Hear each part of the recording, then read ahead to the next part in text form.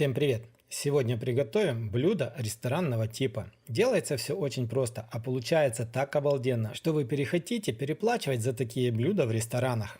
В глубокую тарелку добавляем 2-2,5 ложки обыкновенного майонеза. Если не хотите добавлять майонез, замените его на сметану.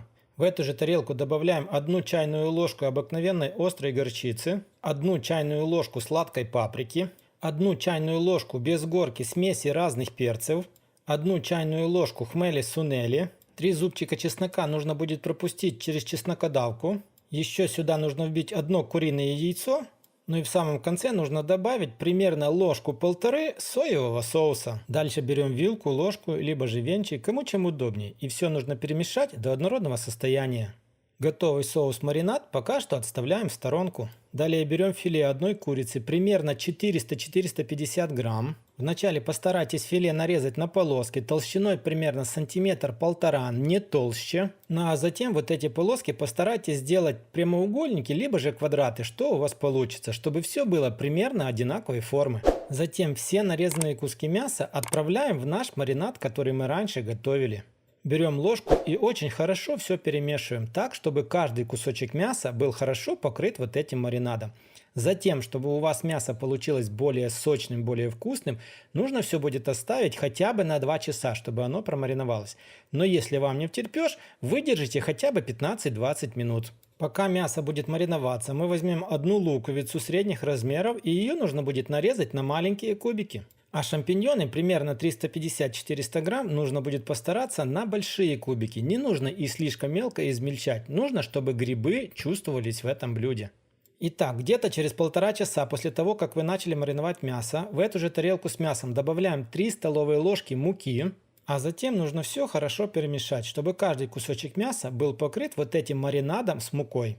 Устанавливаем сковородку на маленький огонь, добавляем в нее подсолнечное масло, дадим ему хорошо раскалиться и отправляем по отдельности каждый кусочек мяса в сковородку для обжарки. Размещайте мясо так, чтобы оно не касалось друг друга. Обжаривайте мясо на маленьком огне с каждой стороны примерно по 2 минуты до золотистого вот такого цвета красивого.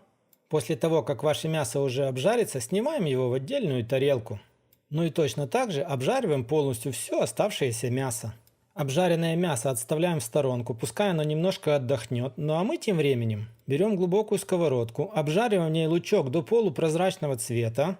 Обжаренный лук убираем в отдельную тарелку, а в эту сковородку отправляем грибы. Грибы нужно будет обжаривать и испарять из них влагу, чтобы они уменьшились в объеме примерно в 2 раза. Во время обжарки грибов не забывайте, что их нужно будет посолить и поперчить. После того, как грибы уменьшились в объеме в 2 раза, а влага почти вся испарилась, возвращаем обратно в сковородку обжаренный лучок. Лук с грибами нужно будет очень хорошо перемешать. Дальше берем 200 мл сливок жирностью 20%. Если нету 20%, берите меньшую жирность и полностью все сливки отправляем в сковородку грибами луку. Еще раз все хорошо перемешиваем. Напоминаю, огонь под сковородкой должен быть минимальный. И пока еще сливки у вас не закипели, берем куски мяса и полностью все мясо вот таким вот образом раскладываем по сковородке. Мясо с грибами перемешивать не нужно. Нам нужно будет просто все накрыть крышкой, дождаться того времени, пока сливки закипят, и немножко мясо пройдет вот тем паром от сливок.